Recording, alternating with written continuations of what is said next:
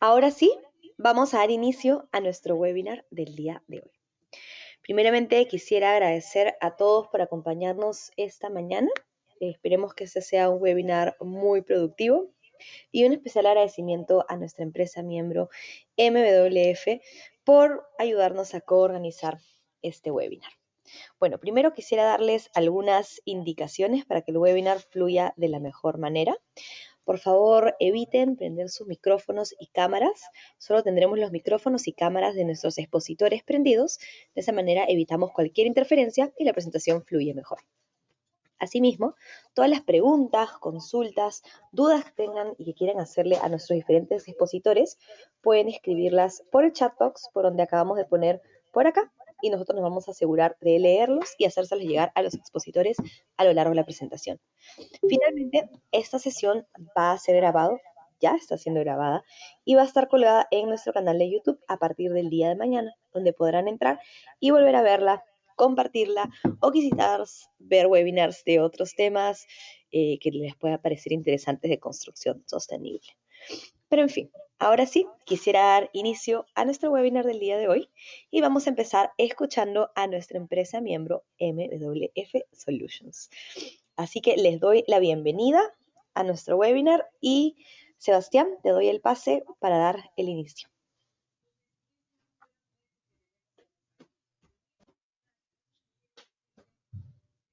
Hola, buenos días, acá ya es casi buenas tardes en Chile. Agradezco a todos la participación.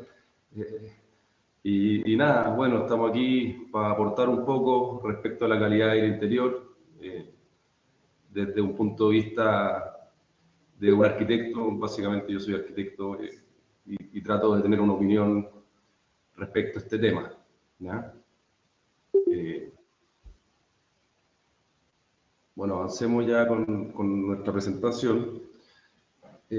¿Cuánto tiempo estamos en la oficina? Bueno, no sé cuál es la normativa ya en Perú, pero en Chile la normativa son 48 horas semanales. O sea, uno pasa un montón de tiempo dentro de estos recintos, más que en cualquier otro lugar, porque al final durante el día uno se mueve al supermercado, al banco, qué sé yo, a varios lugares, pero el lugar que uno más habita, después de la casa obviamente, en la oficina. Entonces, es súper importante saber qué ocurre adentro de esos recintos. Bueno, tenemos aquí el síndrome del edificio enfermo. Esto es una enfermedad, más que una enfermedad, es un conjunto de enfermedades que sufren sus ocupantes y que están ocasionadas y estimuladas por la contaminación del aire en los espacios. Esto es todo lo que afecta dentro del recinto, todo lo que puede volar dentro del recinto, se manifiesta adentro de estos espacios que no tienen la posibilidad de estar con aire limpio constante, sino que son espacios cerrados, que requieren de inyección de aire, que requieren de algún tipo de tratamiento interior. Todos estos son derivados de una incorrecta ventilación mecánica, baja calidad de material de construcción, iluminación inadecuada, ubicación en zonas de alta contaminación, humedad relativa y ambiente térmico, ¿ya? Bueno, se considera un edificio enfermo cuando el 20% de sus ocupantes sufre de esta enfermedad. La enfermedad se manifiesta de varias formas, puede ser por tos, puede ser por irritación de las mucosidades, dolores de cabeza, o sea, es un problema bien serio, ¿ya? Y bueno, esto termina una vez que uno sale del edificio, eso es lo más cómico, al final ocurre dentro del edificio, pero al salir de este espacio deja de ocurrir. Entonces, a esto es lo que se le llama el síndrome del edificio enfermo.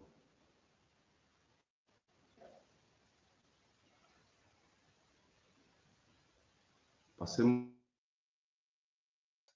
Uy, disculpen, parece que alguien ha puesto compartir pantalla. Recuerden, por favor, que solo nosotros debemos compartir pantalla para poder evitar cualquier interferencia. Ahora, en un minuto van a volver a ver la pantalla con la presentación.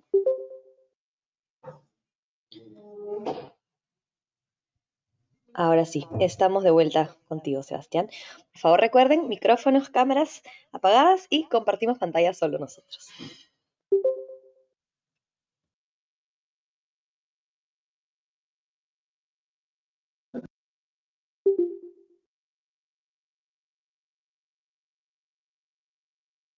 Hola, ¿se escucha? Sí, te escuchamos, Sebastián. Ah, ya, voy a dejar la cámara apagada porque estoy con un poquito de problema de señal. No te ¿Ya? preocupes. Bueno, los elementos perjudiciales que generan este tipo de enfermedades se dividen en 4 tipos, ¿ya? Los inorgánicos, mezclas, alérgenos y orgánicos. Los inorgánicos son monóxido de carbono, dióxido de carbono, óxido de nitrógeno, ¿ya? Partículas, fibras minerales, ozono y óxidos de azufre. Todo esto vienen o de afuera, al ser captados por la inyección de aire, o también pueden ser producidos en el sector de estacionamiento, donde hay mucho flujo de vehículos y qué sé yo. Y esto es lo que se distribuye a través del edificio. Bueno, los orgánicos son los compuestos orgánicos volátiles, o sea, todo el material suspendido que anda dentro de los recintos. Polvo, qué sé yo, hay un montón de ejemplos, pero uno los puede ver, ¿ya? Luego están las mezclas, que habla de plaguicidas, ambientadores, desinfectantes y otros productos de uso doméstico. Y bueno, el humo ambiente tabaco, que hoy por hoy yo creo que por lo menos en Chile en todos los recintos está prohibido fumar adentro. Y bueno, respecto de lo otro, los plaguicidas y todo, al final los olores y todo generan que uno tenga que estar echando algún diferente producto para poder combatir esto. Y los desinfectantes, bueno, que son un mal necesario. Bueno, y por último están los alérgenos, ¿ya? Que los alérgenos también considera virus, hongos, mohos, bacterias, ácaros de polvo, pelo y caspa de mascota, ¿ya? Todas estas cosas en ciertas épocas tienen mayor flujo, sobre todo acá por lo menos en la primavera es donde pasa todo, que es donde florecen los árboles y ahí se pone muy intenso.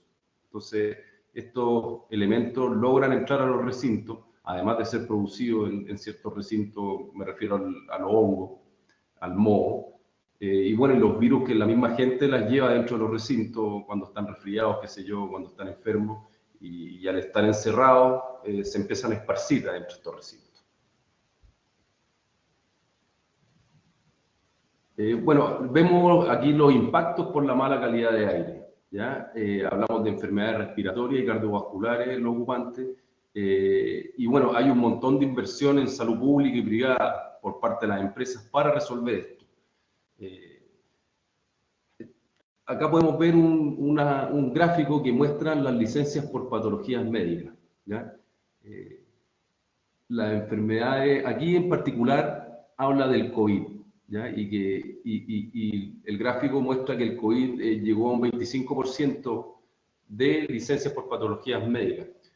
¿Esto qué quiere decir? Que al final la gente enferma, al entrar a los recintos, es capaz de contaminar un montón de gente.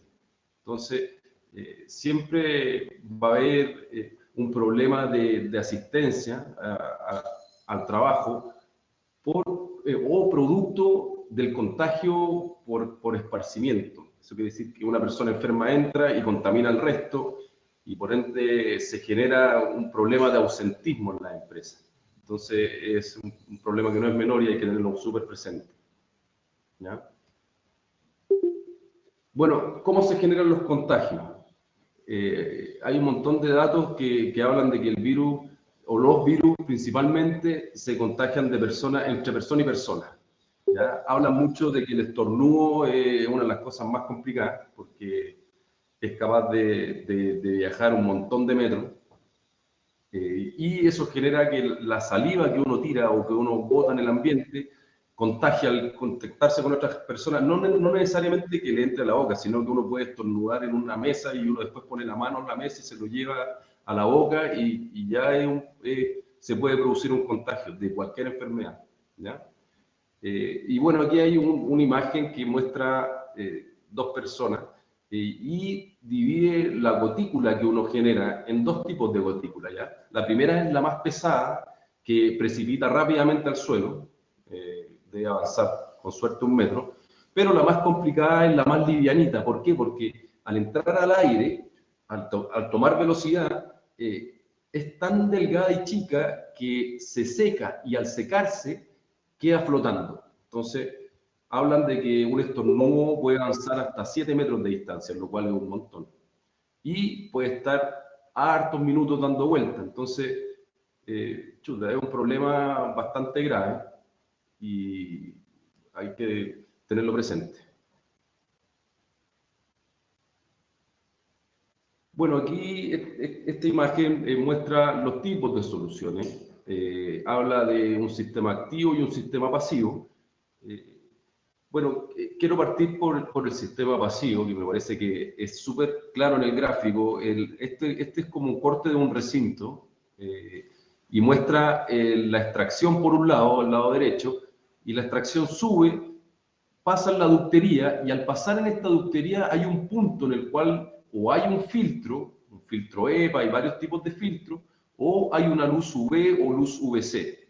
Ese punto es un punto de descontaminación. Efectivamente, ahí ocurre una descontaminación, el aire se purifica, elimina un montón de virus, bacterias y todo, es muy efectivo, y si no las retiene, siendo un filtro, eh, y, y bueno, después ese aire ingresa al recinto y sí, efectivamente ingresa como un aire limpio y es un aire fresco y limpio. Entonces, esta es una solución pasiva. ¿Por qué?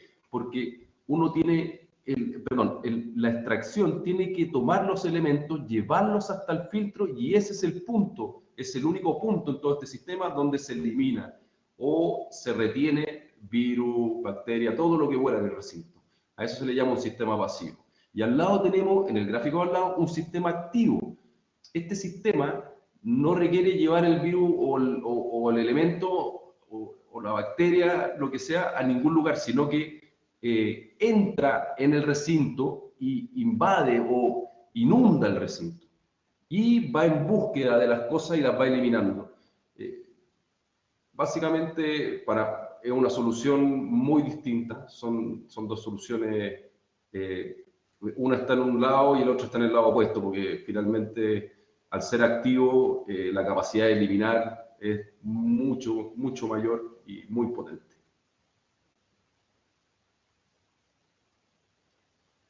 Bueno, aquí dejo a Julio de MWF para que continúe con la presentación. ¿Qué tal? ¿Cómo están? Buenos días con todos. A continuación, vamos a ver los lineamientos que nos exige el Reglamento Nacional de Edificaciones para cumplir con un correcto caudal de ventilación dentro de los ambientes. El Reglamento Nacional de Edificaciones tuvo una actualización el año pasado, en el año 2021, más o menos en septiembre, donde agregaron ciertos lineamientos necesarios para cumplir con una buena ventilación dentro de los ambientes normalmente ocupados por personas. Entonces, a continuación vamos a detallar cuáles son los pasos o los puntos que nosotros debemos de llevar a cabo, de seguir, para tener una correcta ventilación, una buena tasa de renovación de aire dentro de los ambientes y de esa manera disminuir los contaminantes que se puedan generar o que se puedan transmitir dentro de estos ambientes. Anterior a esta actualización del Reglamento Nacional de Edificaciones, la inyección de aire fresco o la ventilación dentro de los ambientes no era un requerimiento, no era una exigencia del reglamento. Más que todo era un criterio o netamente propuesto por el proyectista, pero no era una exigencia netamente del Reglamento Nacional de Edificaciones.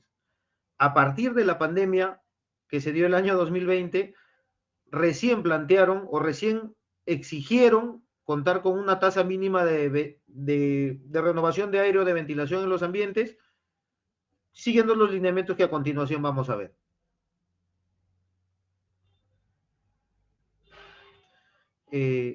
Como punto número 1, en el capítulo de electromecánica 0.3, capítulo 2, nos indican cuáles son los lineamientos o los pasos que debemos de llevar a cabo para cumplir con una correcta ventilación.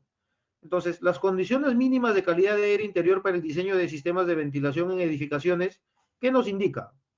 Las edificaciones deben de disponer de medios para que sus ambientes se puedan ventilar adecuadamente, eliminando los contaminantes que se produzcan de forma habitual durante el uso normal de los edificios, de forma que se aporte un caudal suficiente de aire exterior y se garantice la extracción del aire viciado.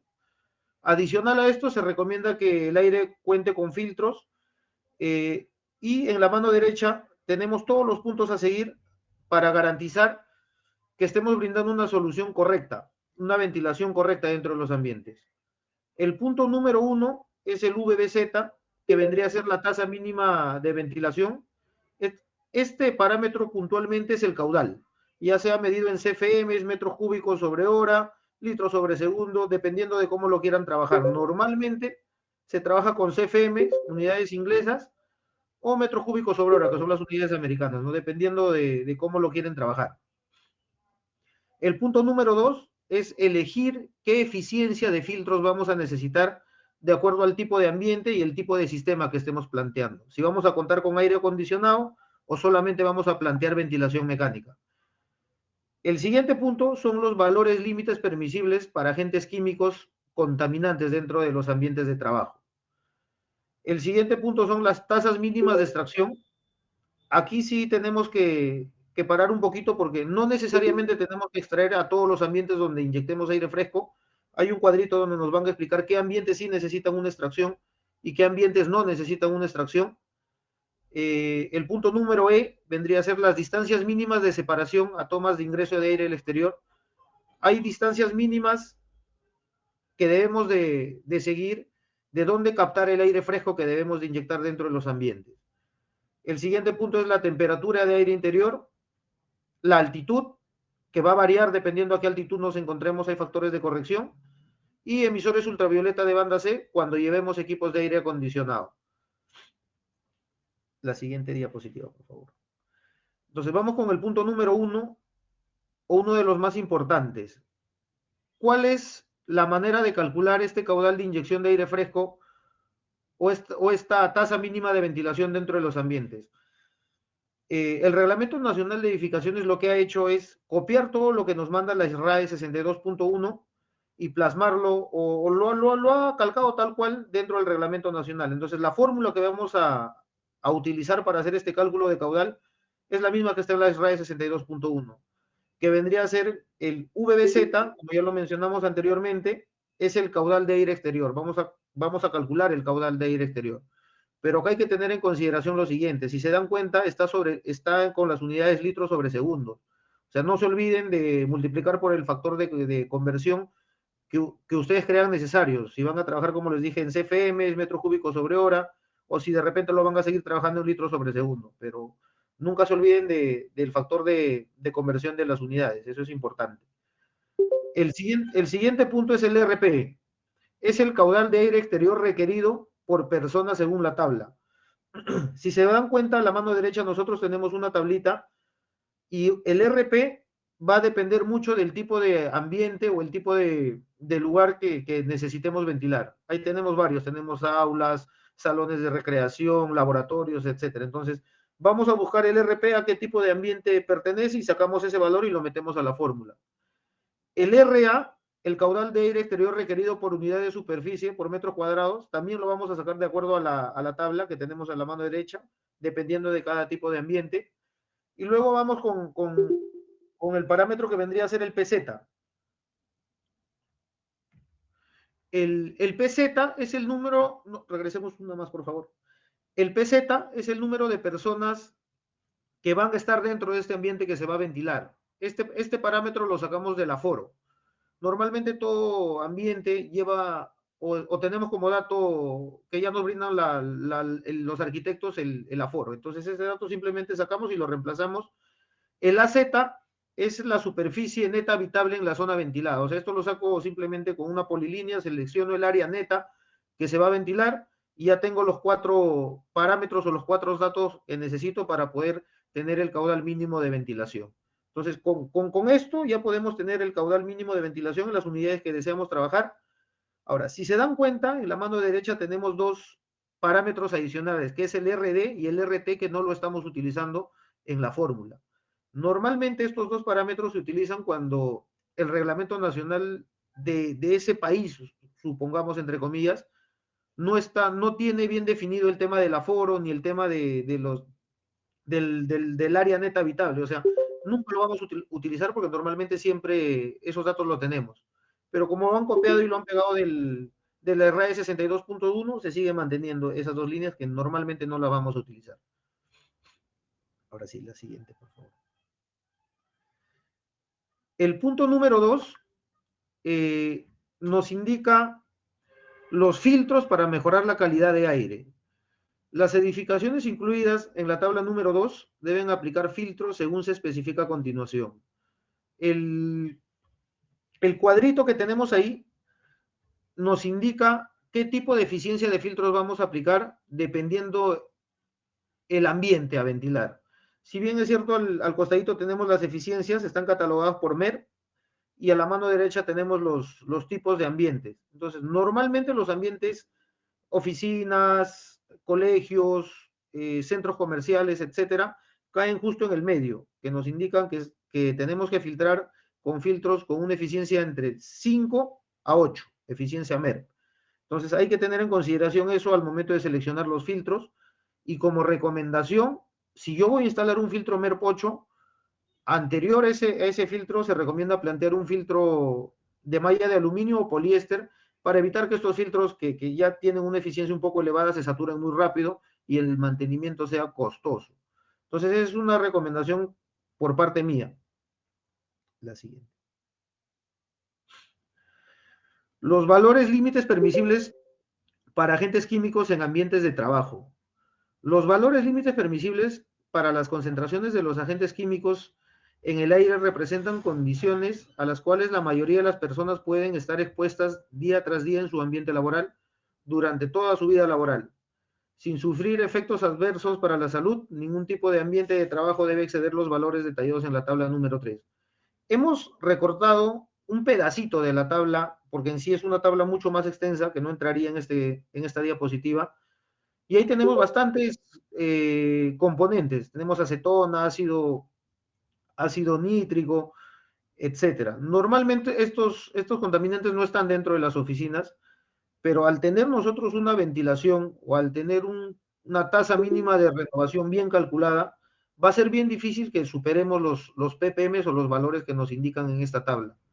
Si planteamos una correcta ventilación, por más que tengamos estos contaminantes dentro de los ambientes, nunca vamos a superar los ppm establecidos. Entonces, es bien importante, por eso, plantear una correcta ventilación, siguiendo todos los lineamientos que nos exige el Reglamento Nacional de Edificaciones, para de esa manera tener una calidad de aire interior que esté dentro de los parámetros requeridos por esta tablita. Lo ideal sería no tener, o sea, estos contaminantes, pero en caso de que se presenten, tenerlos, pero dentro de los parámetros establecidos.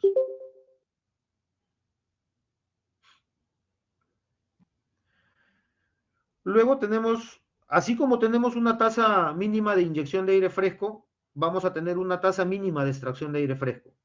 Normalmente el caudal de inyección debería de ser igual al caudal de extracción.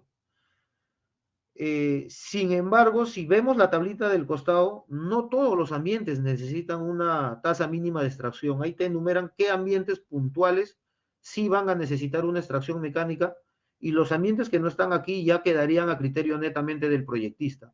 Por ejemplo, si yo me voy a ver en ese cuadrito, en ningún punto me habla que una oficina necesita una tasa mínima de extracción. Ahora, ¿es correcto plantearle una tasa mínima de extracción, por ejemplo, a una oficina, a un pool de oficinas, con coworking? Eso ya quedaría netamente como criterio del proyectista. O sea, plantearle una extracción mecánica sí sería correcto para este tipo de ambientes, por ejemplo, pero ya no sería una obligación del reglamento. Entonces, hay que tener en consideración esto.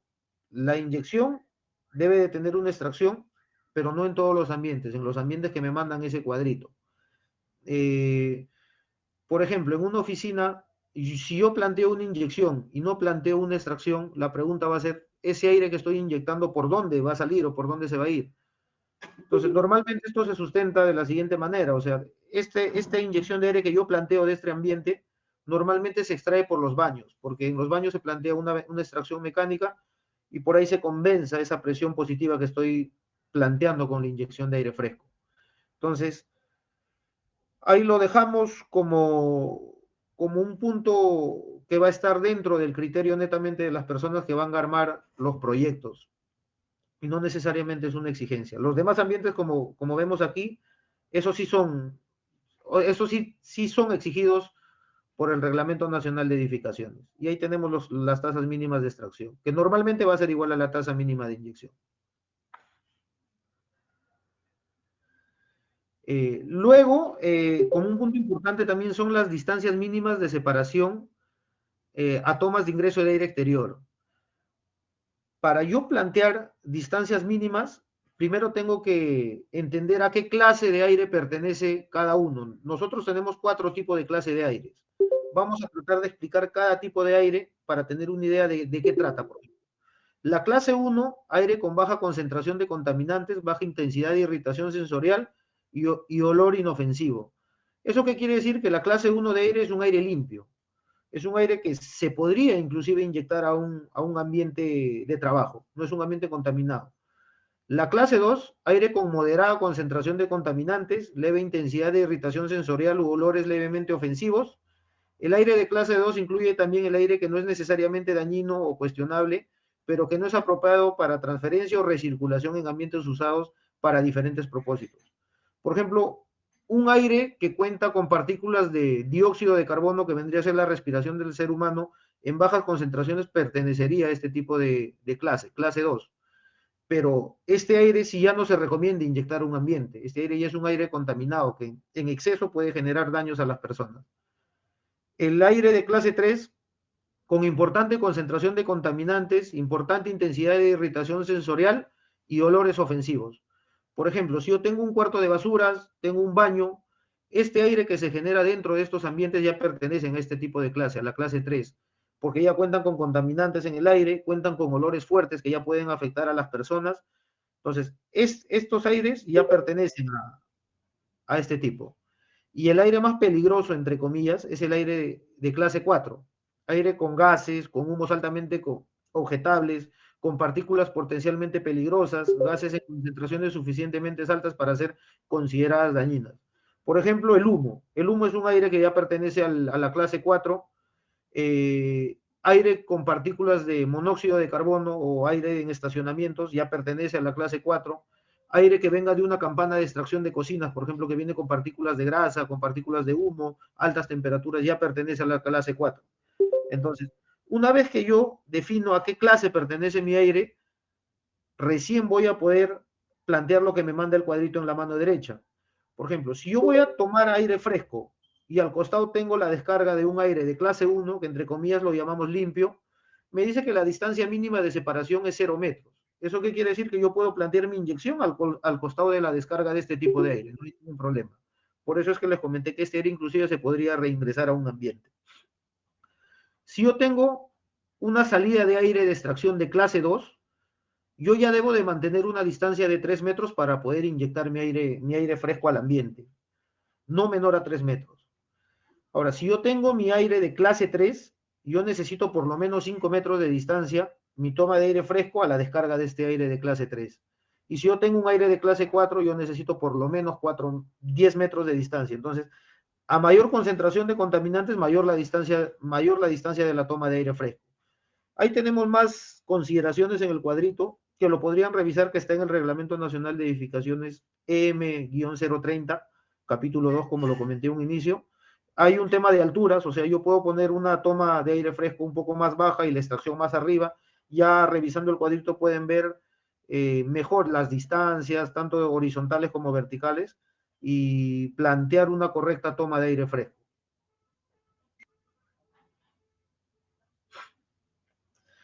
A continuación vamos a ver los 3 puntos que lo hemos puesto en uno solo,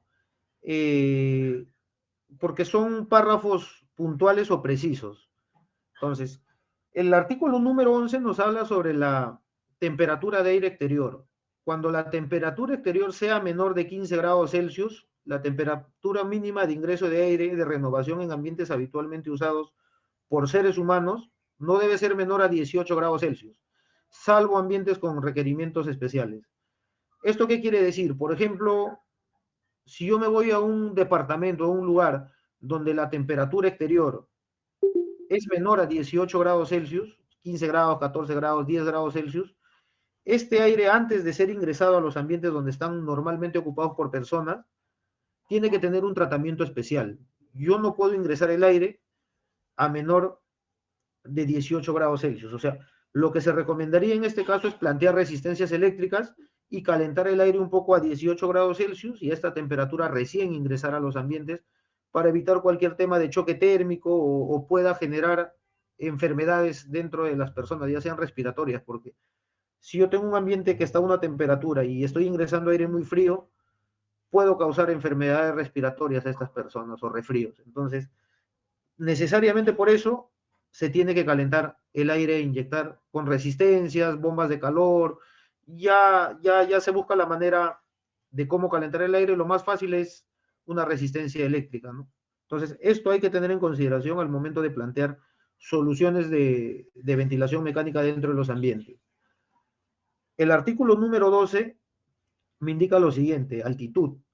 Por encima de los 500 metros de altura sobre el nivel del mar, deben efectuarse las correcciones para que los caudales a la altitud de diseño correspondan al peso de los caudales establecidos en este reglamento, basados en el aire estándar a 20 grados Celsius y 760 milímetros de mercurio con un peso específico de 1,2 kilogramos por metro cúbico. ¿Esto qué nos indica? Que si yo voy a tener una inyección de aire fresco, por ejemplo en la serranía, donde normalmente están a mayores a 2.000, 2.500 metros sobre el nivel del mar, yo tengo que efectuar factores de corrección, porque la densidad del aire en estos ambientes es mucho menor a la costa, por ejemplo. En la costa yo tengo bastante densidad de aire.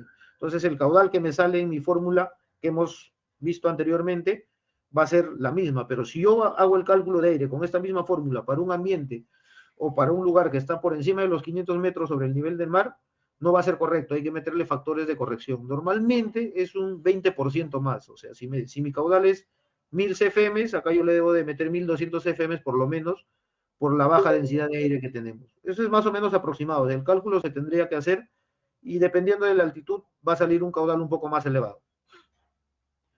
Vamos con el último punto, que vendría a ser el artículo 22, instalación de emisores ultravioletas de banda C. Se debe instalar emisores ultravioleta de banda C que tengan una longitud de onda de 253,7 nanómetros. Esto es muy importante. Necesariamente tiene que tener esta longitud de onda. Si tiene menor a esta, no sirve, no mata las bacterias ni los virus. O sea, cuando compren su emisor UVC, este parámetro tiene que estar bien claro en la ficha técnica. Y una densidad de radiación efectiva no menor a 30 milijoule centímetros cuadrados. Este parámetro yo garantizo, de acuerdo a la ficha técnica también, tengo que revisar cuánto de potencia tiene el equipo y cuánto me va, o sea, qué área me puede proteger. Esto más que todo es un análisis del proyectista, no necesariamente viene en la ficha técnica. En todo el serpentín de enfriamiento y hacer uso de filtros en los sistemas de inyección de aire fresco con una eficiencia mínima MERV 13 cuando las instalaciones incluyan aire acondicionado. Entonces, ¿eso qué quiere decir? Que cuando yo tenga un ambiente con aire acondicionado, tengo que agregarle emisores UVC, inyección de aire fresco, pero en este caso el filtrado mínimo ya no va a ser MERV 8, como vimos anteriormente, va a ser MERV 13. Entonces, hay que tener en consideración esto. Si yo tengo aire acondicionado, el filtrado tiene que ser más eficiente. Si solamente voy a tener ventilación, puedo tener filtros de MERV 5 hasta MERV 8. Entonces, estos son los lineamientos que nos exige el Reglamento Nacional de Edificaciones para tener una calidad de aire interior buena y que los agentes contaminantes estén dentro de los parámetros. Adicional a esto, hay otros sistemas de sanitización que pueden ir acompañados, pero esto es lo mínimo que te manda el Reglamento Nacional de Edificación.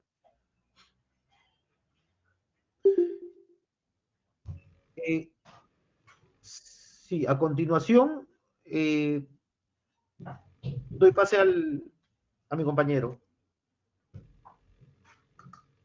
Y yo quisiera hacer Vale, gracias, Julio. quisiera hacer una pequeña intervención, Sebastián, invitar a todos nuestros asistentes, nos han estado No hay haciendo problema. algunas preguntas, y por favor nos siguen haciendo llegar sus preguntas para poder hacérselas llegar a nuestros expositores al final de las presentaciones. Así que pueden seguir haciéndolas llegar por el chatbox, por donde los han estado escribiendo, y nos vamos a asegurar de leerlas todas y hacérselas llegar a los expositores al final de la presentación. Ahora sí, contigo, Sebastián, disculpa. Bueno, gracias, Cintia. Bueno, esta imagen habla de fotocatálisis y al lado ocupa Indoor Air Quality, que es calidad del interior.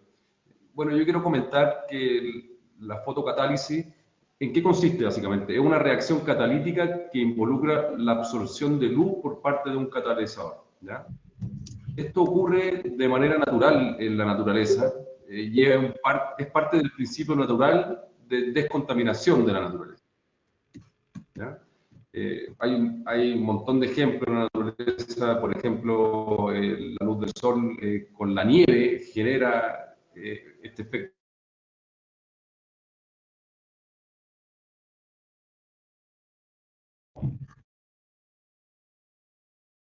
Uy, Sebastián, creo que te hemos perdido por un momento. Te escuchamos hasta el ejemplo de la nieve. No sé si tú nos escuchas ahora.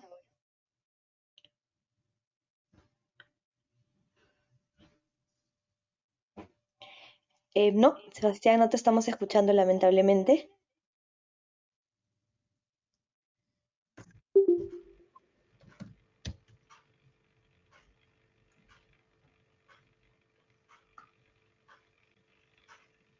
Denos por favor unos minutos que vamos a solucionar este tema con el audio de Sebastián para escucharlo muy pronto nuevamente.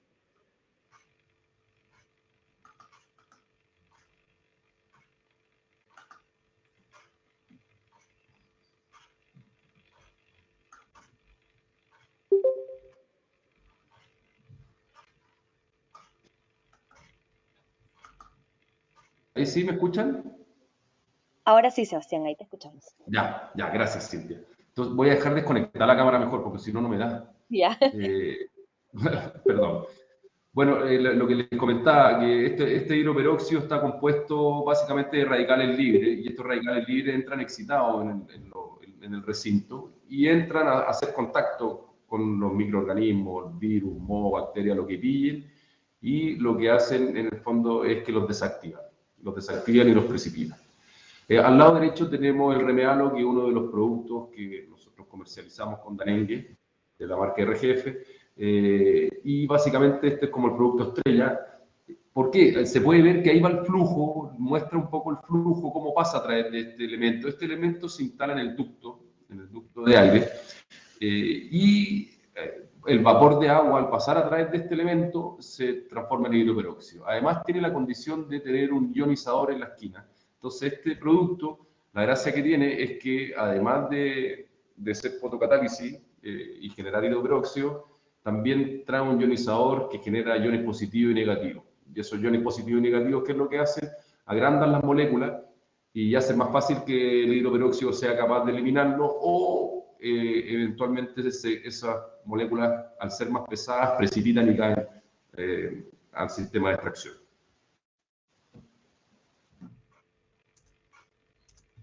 Y vamos a la siguiente. Cintia, ¿me escuchas? Sí, Sebastián, soy Francesca. Acá estamos en la siguiente. Ahí, eso, perfecto. Ya, tecnología PHI, fotohidroionización. Bueno, aquí muestra en 3 pasos muy simples cómo es generado este hidroperóxido que hemos estado hablando. En la primera imagen muestra el HOH, ¿ya? Que es H2O, que básicamente es la molécula de agua contenida en el aire. La molécula de agua contenida en el aire en su estado natural o normal, que básicamente en los recintos fluctúa entre un 50 y un 70% de humedad. Esa es la humedad normal de un recinto. Esta humedad, este vapor de agua, en realidad la molécula de vapor de agua, al pasar por este cartucho de metales con esta luz UVC, que está en una reacción química en ese momento, la luz con el metal hace esta reacción química, y el vapor de agua, al pasar entre medio de esto, de esta reacción química, se transforma en este hidroperóxido que estoy hablando. Y básicamente lo que hace es salir de manera excitada, hacer contacto con virus, que es el paso 2 que me está mostrando ahí, cómo este peróxido va al encuentro de estos virus y los desactiva. Hago el ejemplo, hago el ejemplo de el COVID o el SARS-CoV, que básicamente es un virus envuelto por una capa lipídica de grasa. Este peróxido lo que hace es que absorbe esa capa lipídica, y al absorber la capa lipídica expone al virus y lo mata, lo descompone. Esa es la manera en que funciona, particularmente con el COVID.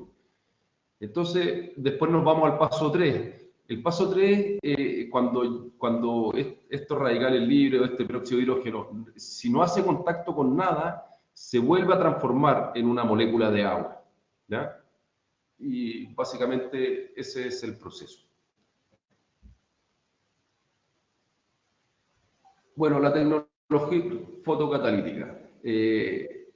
La tecnología emplea la fotocatálisis como medio para generar oxidantes a partir de la humedad del aire. Esto, bueno, es lo que estaba comentando antes, desactiva los contaminantes químicos y biológicos de manera rápida y efectiva.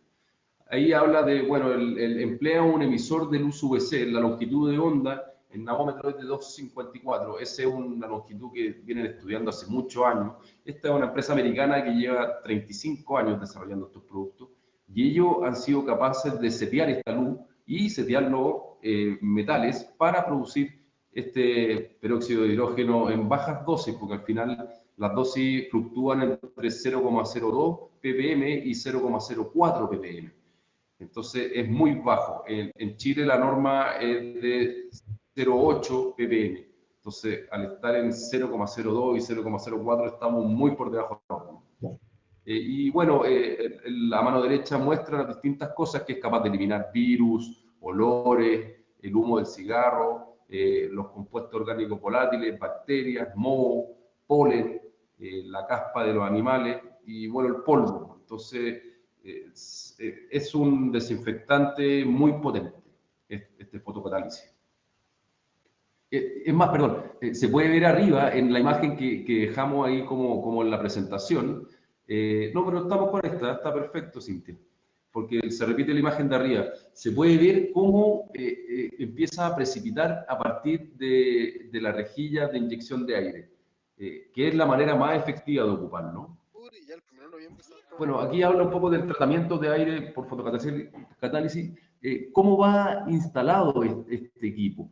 Yo un poco les comenté, pero ahí se puede ver en la imagen de la mano derecha abajo el ducto y este elemento que es un elemento de un diámetro de 2 pulgadas que se introduce dentro del ducto y después se fija por fuera y queda un testigo afuera. Entonces uno puede tener claridad de que el equipo está funcionando solo con mirar el ducto por fuera, no es necesario meterse hacia adentro. Es más, no es recomendable mirar las luces UVC, así que el ideal es que eso no se vea. ¿Ya? ¿Cómo funciona la selección de estos equipos? Estos equipos básicamente se trabaja en CFM, entonces tenemos distintas dimensiones de equipo o existen distintas dimensiones de equipo de acuerdo a los CFM que sean capaces de mover el sistema de aire del motor en el fondo del sistema de aire. Desde este punto se genera hidroperóxido y se mezcla con el aire en los ductos. Esta tiene la virtud también de que el ducto lo deja libre de moho, de hongo, o sea, una vez que está instalado este producto, ya se hace innecesario estar limpiando los ductos porque no se va a generar esa humedad dentro, no se van a generar esos elementos contaminantes como el moho, hongo y demás. ¿Ya? No requiere de cambio de equipo, el equipo tiene una duración determinada, que esta luz en el fondo recomiendan que porque tenemos dos tipos de luces, existen dos tipos de luces, la luz LED y la luz de mercurio. La luz de mercurio tiene una vida útil de 2 años y la luz LED tiene una vida útil de 4 años. Ahí recomiendan cambiar pero solo la luz, entonces es bastante económico en términos de gasto para la empresa. Bueno, y aquí habla de los beneficios que mitigan las posibilidades de contaminación cruzada a través de ductos. Ataca microorganismos en suspensión y ataca microorganismos en superficie. Esas son las bondades del producto.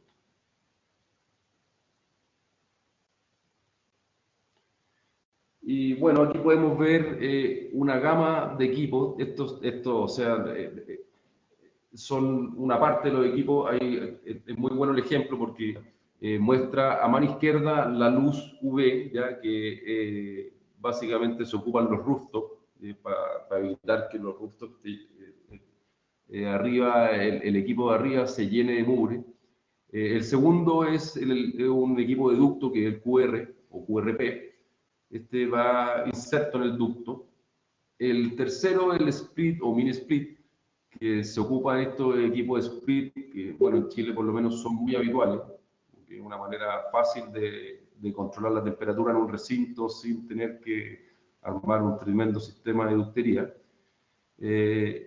Y luego viene el Avider, que el Avider es un equipo que está diseñado como para ascensores e incluso baños, tiene una gran virtud para baños. En realidad los gringos lo inventaron para sus yates, para la navegación. ¿Por qué? Porque en el fondo el elemento es puramente de acero inoxidable, entonces es resistente a la oxidación. Entonces es muy bueno para baños, dado la humedad que tienen los baños. El tercero es el Remedallon, que es un equipo portátil chiquitito, ideal para oficinas, para andarlo trayendo, uno lo puede mover de un lado al otro. La verdad es que es muy útil. La gracia de estos últimos tres es que son equipos autosuficientes. Eso quiere decir que traen su propio ventilador, o sea, ellos no requieren de un sistema de aire, sino que traen su propio ventilador, que son unos ventiladores muy chicos, pero muy eficientes. Y bueno, el último equipo es el CAPS, que hay un CAPS Mini y el CAPS. Son equipos ya más grandes que abarcan, no sé, hasta 100 metros cuadrados uno y el otro abarca hasta 300 metros cuadrados, que también trae su propio ventilador. Entonces son equipos muy buenos porque no requieren de líneas de aire.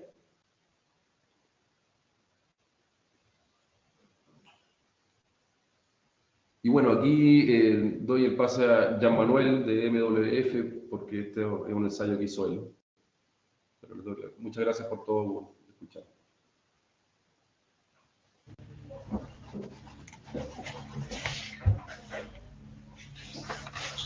Buenos días con todos. Gracias, Sebastián.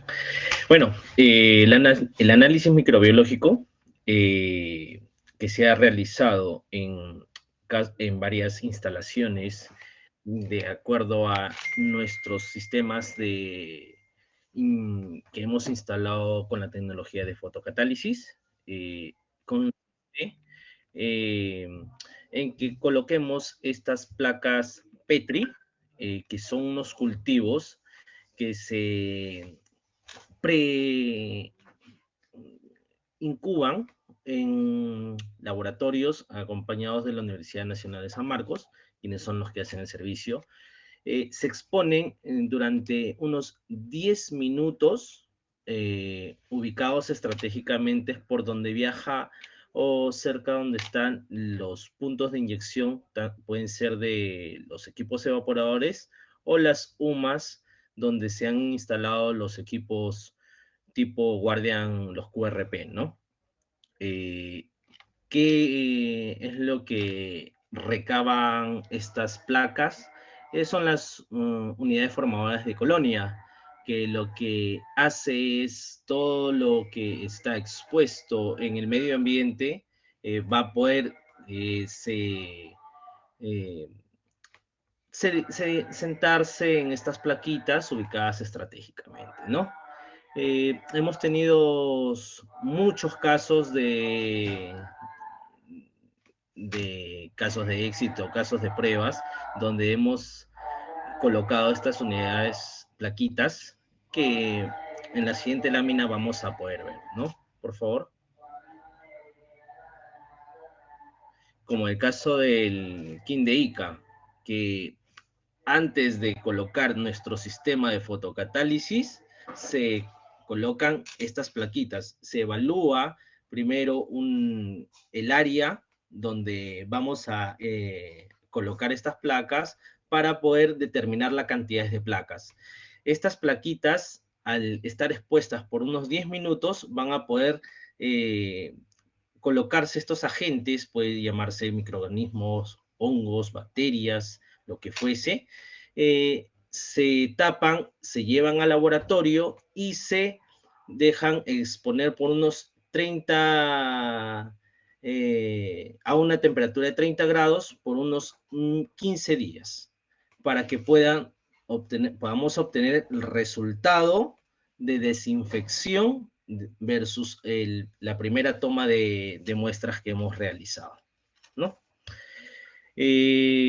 Con la tecnología de fotocatálisis hemos obtenido un 95% de mejora en cuanto a hongos y bacterias, como ven en nuestra gráfica y podemos apreciar en nuestras imágenes.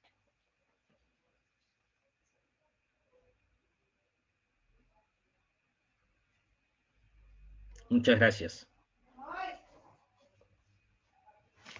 Muchísimas gracias a los tres, John, Sebastián y Julio, por unas fabulosas y muy completas presentaciones.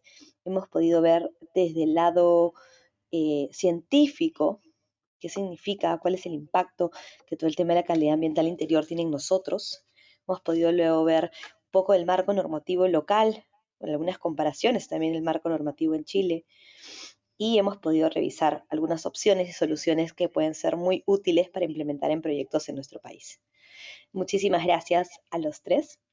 Y me encantaría pasar ahora a una pequeña sesión de Q&A, de consultas y preguntas. Algunos de ustedes nos han estado haciendo llegar sus consultas por el chat box.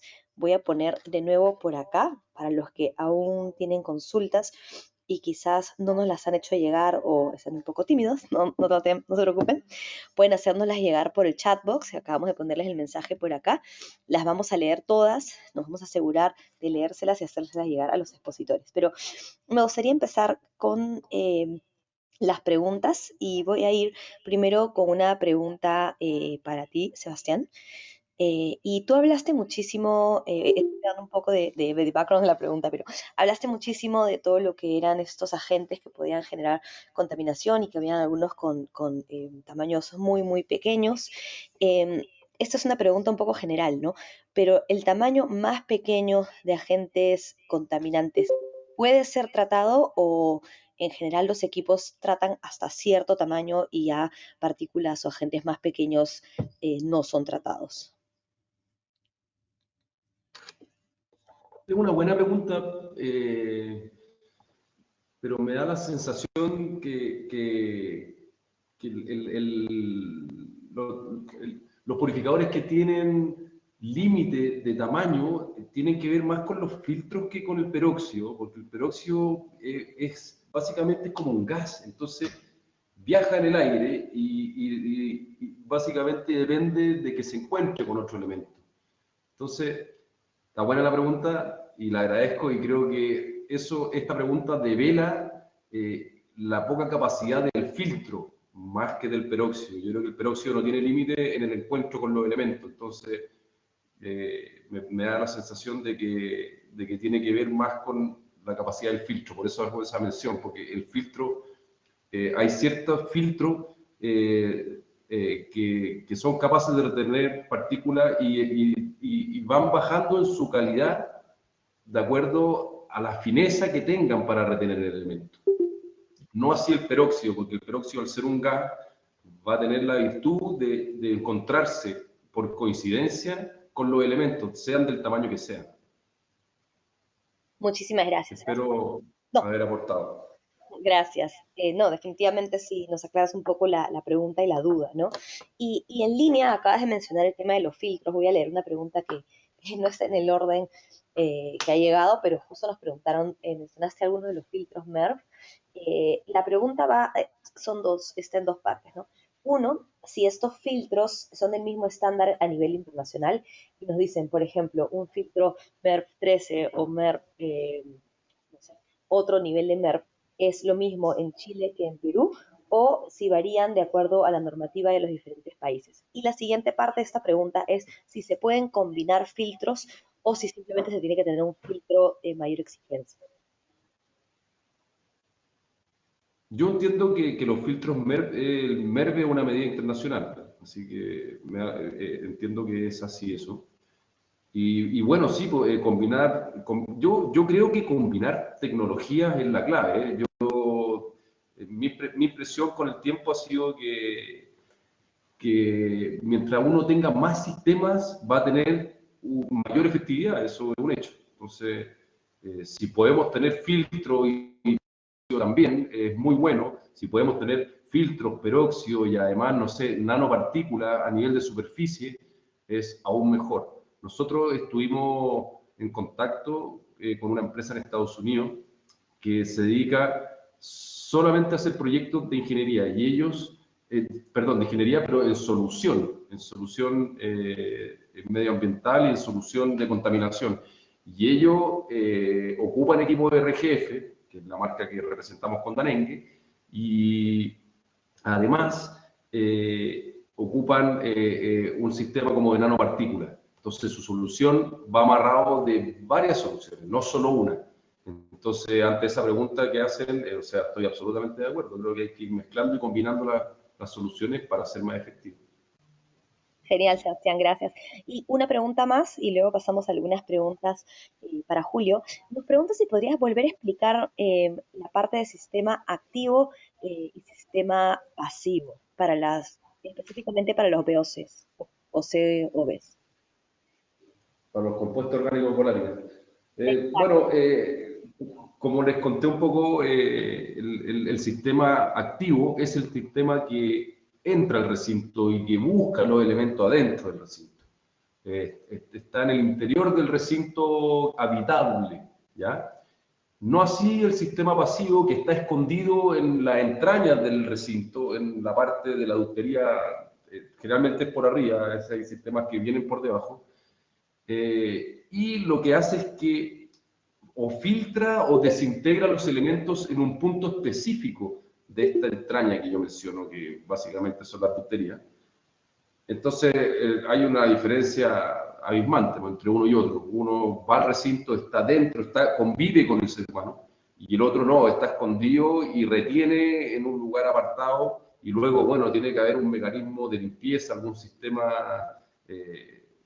prolijo para evitar que la persona que limpie este elemento se contagie con los residuos que están acumulándose ahí, en términos del filtro. No así la luz UVC, que la luz desintegra, o sea, quema todo.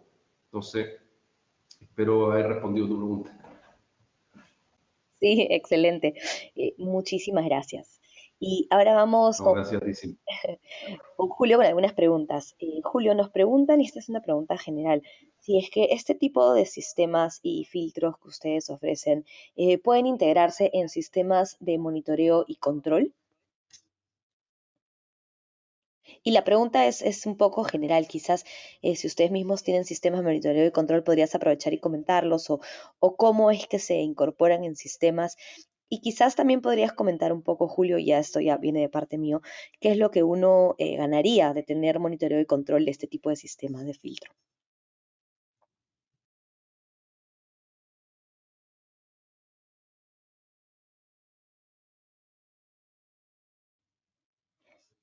Julio, ¿me escuchaste la consulta? Si no, te la repito. Hola, ¿qué tal? Sí.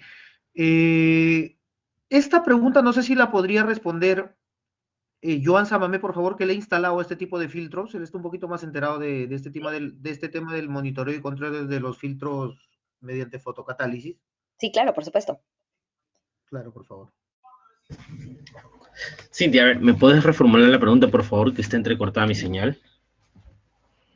Sí, John, no te preocupes, soy Francesca por acá, de GBCP. Perdón, Este, disculpa. no. Acá te estoy leyendo las preguntas, casi tal cual nos la ponen, pero nos hablan sobre monitoreo y control. Y la pregunta dice, ¿es posible incorporar los sistemas que tienen ustedes de filtro y purificación de aire a sistemas de monitoreo y control? Y adicionalmente, yo quería consultar si nos podrías contar un poco de cuáles serían los beneficios, las ventajas de poder integrar estos sistemas a un sistema de monitoreo y control, ¿no? Bueno, en nuestros casos en particular, nosotros en varios proyectos acá en Lima hemos instalado en equipos de aire acondicionado UMAS y en equipos de inyección de aire fresco. No hemos tenido casos de control específicamente porque eso se hace mediante un arreglo.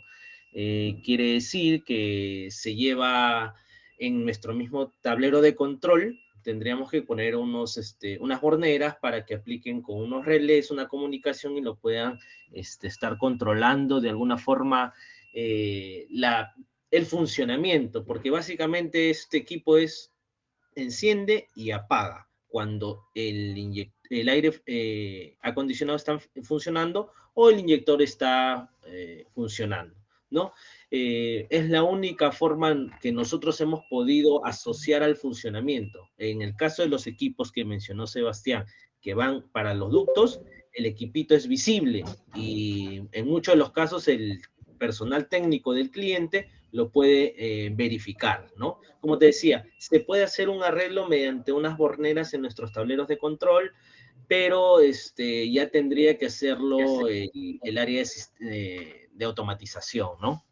Que particularmente no lo hemos hecho, sí lo hemos podido controlar mediante un piloto o una lámpara en nuestro tablerito que nos indique que nuestro sistema está funcionando o está apagado. Es tan sencillo como que hemos realizado nuestro diagrama de control.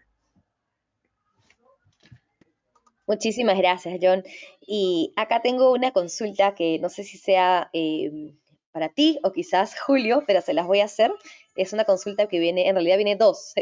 Nos preguntan sobre la tabla 4, si no me equivoco era la de extracción, y nos preguntan si para la extracción se puede jugar con un mix entre ventanas y equipos o debe de ser solamente mediante equipos o solamente mediante uno de los medios de extracción? Esa es la primera pregunta.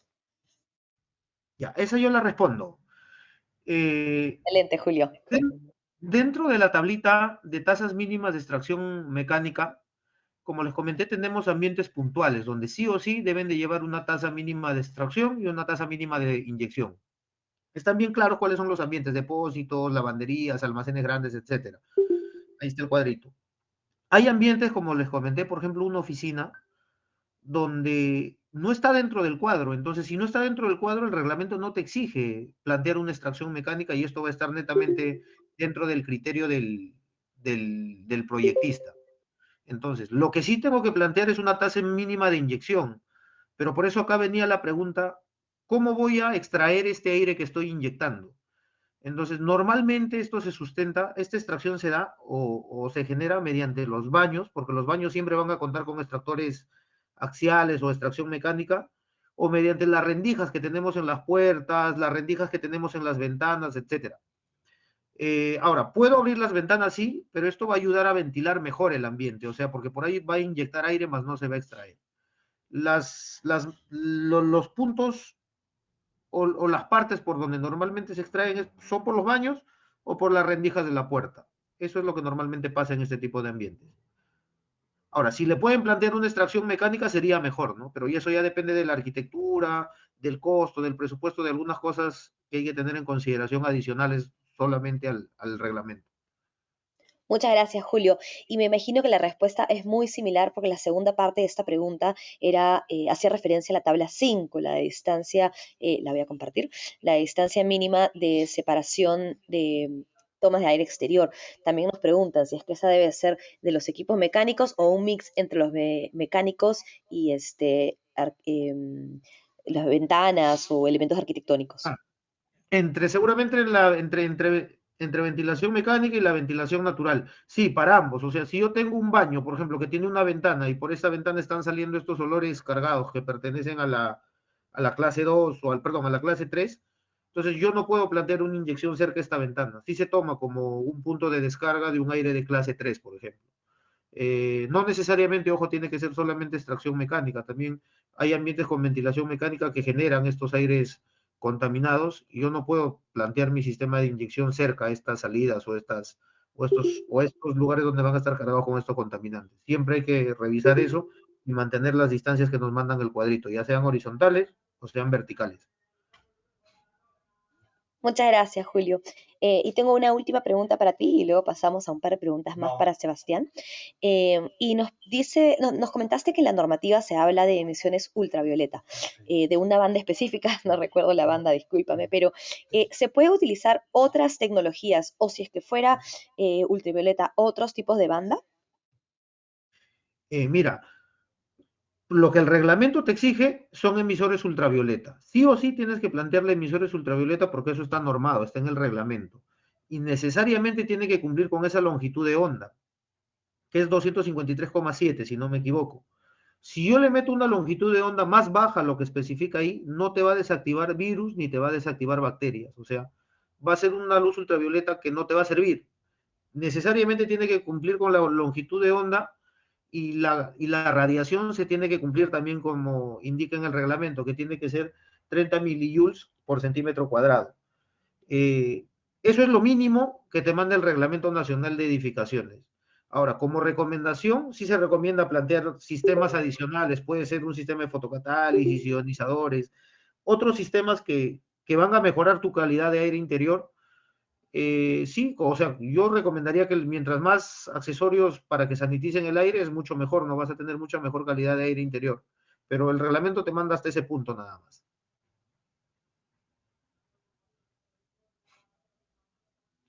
Muchísimas gracias, Julio. Ahora sí paso a un par de preguntas más para Sebastián y ya luego podemos ir cerrando. Sebastián, nos preguntan, perdón, sobre la tecnología fotocatalítica y nos preguntan si estas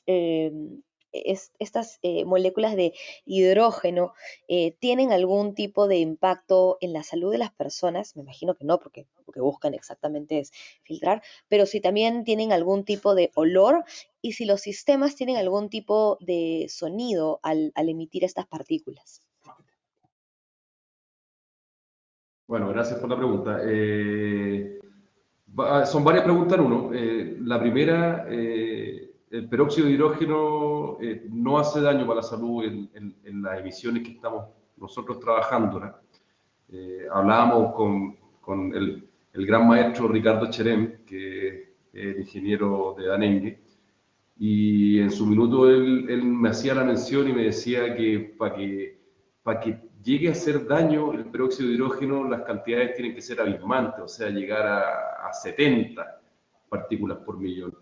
Imagínate que nosotros trabajamos entre 0,02 y 0,04, o sea, estamos muy por debajo. Debe ser un elemento que haga daño. Respecto de la pregunta del olor, yo entiendo que el ozono sí tiene olor y se siente un olor distinto, el peróxido no tiene olor. Yo he comprobado porque tenemos un par de productos que son cero ozono, así como tenemos otros productos que tienen un dejo de ozono y la diferencia se nota, o sea, se siente el ozono que tiene un olor particular.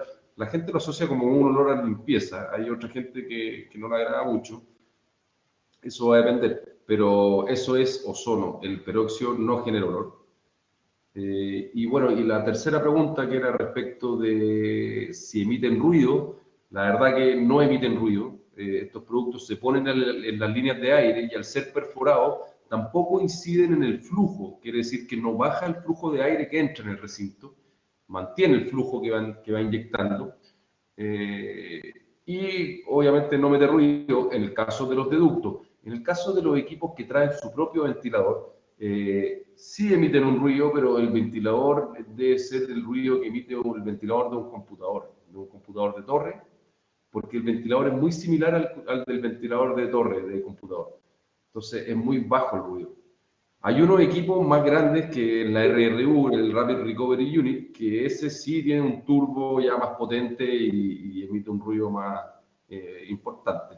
Pero ese es un equipo que se ocupa de entrada y salida, no un equipo constante, sino que es un equipo que se ocupa para hacer una limpieza, una sanitización, no sé, en un hotel, ponte tú, en un hotel uno va, pone este equipo y en la habitación de 40 metros cuadrados a los 10 minutos está inundada de peróxido y por ende está descontaminada.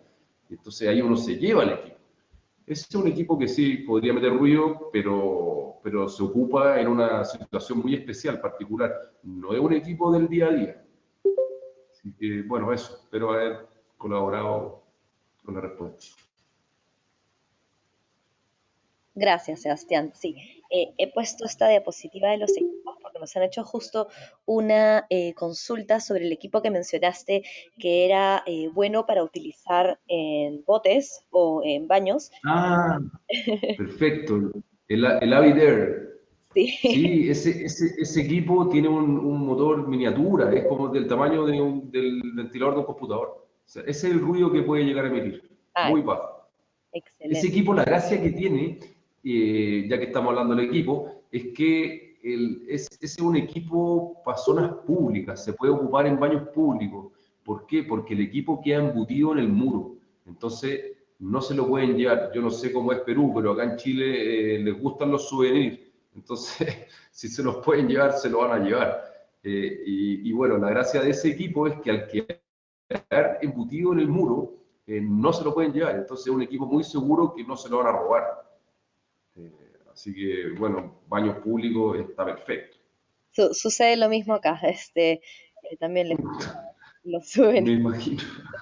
De hecho, una de las preguntas que nos hacían era si eran buenos para instalar, por ejemplo, en espacios, nos ponían el ejemplo de un hotel que tuviera un piso de spa y si esos equipos podrían ser óptimos para instalarse en esos espacios, ¿no? Así que me imagino que la respuesta es sí. Sí, de todas maneras, no son, el equipo está diseñado para humedad, entonces va a funcionar muy bien. Yo creo que ese equipo aguanta hasta saunas de vapor. No le veo mucho sentido en ponerlo ahí, pero el equipo tiene esa característica que es potente en términos de ambientes con humedad. Muchísimas gracias, Sebastián. Y vamos con la última pregunta. No, gracias. No, gracias a ti. Vamos con la última pregunta para Joan, y esta es sobre el análisis, voy a compartir la diapositiva, el análisis microbiológico que realicé con el apoyo de la Universidad San Marcos. Nos han preguntado si hay forma de acceder a este reporte, que les parece muy innovador para conocer un poco más a detalle los parámetros que se implementaron, un poco más de los resultados, y de repente posibilidades de hacer las pruebas con otra universidad. No habría ningún problema porque lo que podemos compartirles a ustedes es el certificado que está en una de las láminas de nuestras exposiciones. El documento completo no lo puedo, tendré que conversarlo internamente en la empresa para ver si lo podemos, hasta qué punto lo podemos proporcionar, ¿sí? Gracias, John.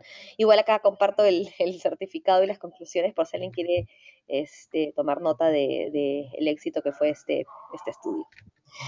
Pero bueno, ahora sí, Muchas gracias. no, agradecerles a ustedes tres, realmente unas espectaculares presentaciones y les agradezco por el tiempo que le pudieron dedicar también a esta sesión de consultas y preguntas, que ha estado muy buena, preguntas bastante técnicas y algunas un poco más generales, pero me parece genial, nos ha ayudado a todos a aclarar un poco más el panorama. Y bueno, nada, yo simplemente quería cerrar este webinar, también aprovechando e invitándolos todos a participar de la Expo Ecomin, que se va a llevar a cabo la subsiguiente semana. Nosotros somos uno de los promotores de esta feria y va a haber toda una serie de exposiciones, seminarios, congreso virtual sobre construcción sostenible y muchas de las empresas miembros de nuestra organización van a estar participando también, así que no se lo pierdan. Y por supuesto, tenemos nuestro taller online de certificación Edge. De hecho, me sorprende que no hayan habido muchas preguntas de certificación, generalmente tenemos, pero bueno, tenemos nuestro taller de certificación Edge. Recuerden que todas nuestras empresas miembro tienen un cupo gratuito para participar de este taller y todos los que no pueden ver los costos a la mano izquierda de esta pieza gráfica, así que esperamos nos acompañen. Y nada, con eso cerrar este webinar, invitarlos a todos a seguirnos en nuestras diferentes redes sociales para poder estar conectados, para que se puedan mantener al día de toda la información, de toda la tecnología, de todas las opciones y de toda la información de nuestras empresas miembro, como MWF, por supuesto. Y nada, simplemente agradecerle nuevamente a MWF, no sé si quisieran de repente dar algunas palabras de cierre, un agradecimiento a nuestros asistentes. Recuerden que este webinar va a estar grabado y colgado en nuestro canal de YouTube y todos van a poder entrar y verlo a partir del día de mañana, si es que no es esta noche, a partir del día de mañana. Si el equipo de MWF quisiera decir unas palabras simplemente para cerrar. Bueno, bueno, quiero agradecer a todos los hermanos peruanos por darme la posibilidad de exponer. Les mando un fuerte abrazo, sobre todo a, bueno, Malcolm, mi gran amigo Malcolm ahí de MWF. Y nada, un agrado haber podido estar acá y haberlos ayudado un poco, colaborado en términos de la calidad del interior. Creo que es una necesidad que nosotros evangelicemos y le enseñemos o podamos aportar desde los conocimientos que tengamos para que la gente se informe, empiece a entender las soluciones que hay en el mercado para resolver esto, no necesariamente la nuestra, sino todas. Yo creo que es importante que el conocimiento sea en todas las soluciones. Y nada, pues, le agradezco el tiempo y el espacio y les mando un fuerte abrazo desde Chile. Por mi parte, agradecerle por el tiempo prestado. Seguramente vamos a estar a continuación o en otras fechas con otros webinars. Y nada, me despido de ustedes y estamos ahí para servirles. Muchas gracias. Muchísimas gracias Sebastián, definitivamente vamos a estar juntos, espero en próximos webinars, espero también en eventos, congresos, visitas presenciales, así que ya saben, síganos en nuestras diferentes redes sociales para que puedan estar al tanto y al día de todo lo que es el movimiento de construcción sostenible en nuestro país. Les pido y que tengan un excelente